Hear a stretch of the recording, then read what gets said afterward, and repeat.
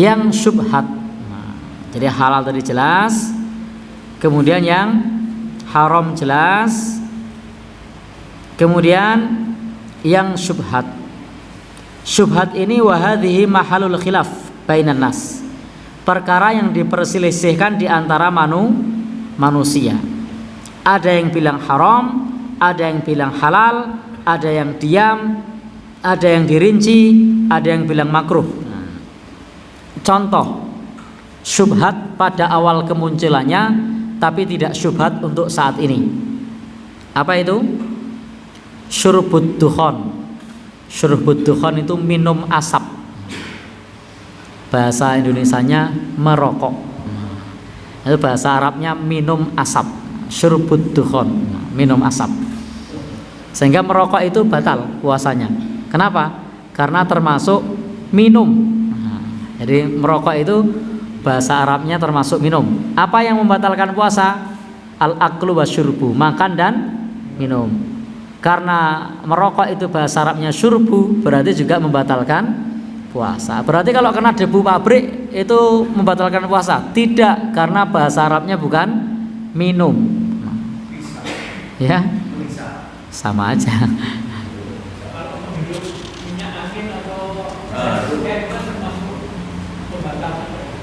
Baik, terima kasih. Oh, berbeda. Karena kalau merokok itu bahasa Arabnya jelas minum. Kalau itu tadi tidak minum bahasa Arabnya.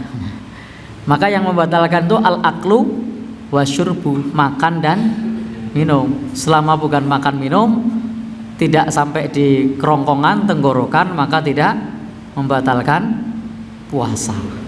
Baik, kita lanjut.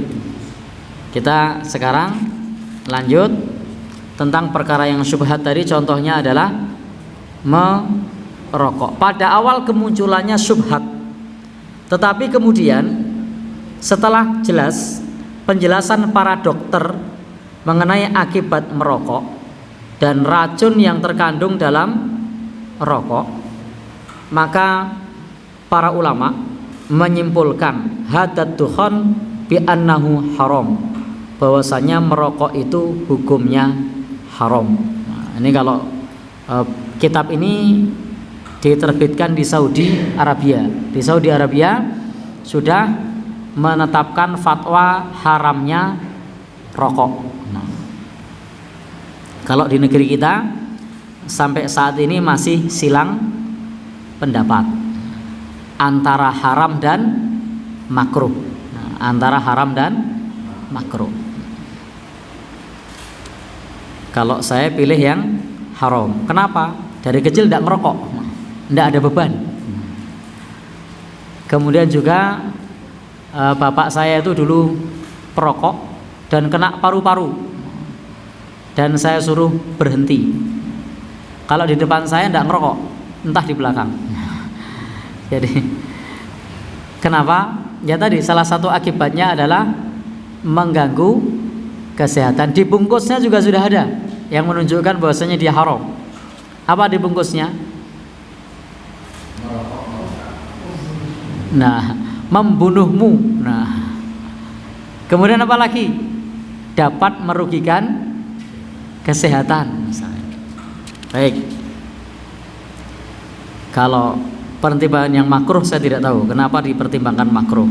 Tapi harus kita akui bahwa di negeri kita pendapat yang masyhur ada dua, haram sama makruh. Kalau saya pilih yang apa, Pak? Iya, haram sama makruh terkait merokok. Kalau saya pilih yang haram, karena meninggalkan rokok itu banyak untungnya. Apa untungnya? Jelas duitnya ora kelong, ya kan? Gimana, Pak? Ngirit, nah, hemat. Nah, jadi banyak untungnya meninggalkan rokok. Uangnya ndak kelong, ndak berkurang, hemat.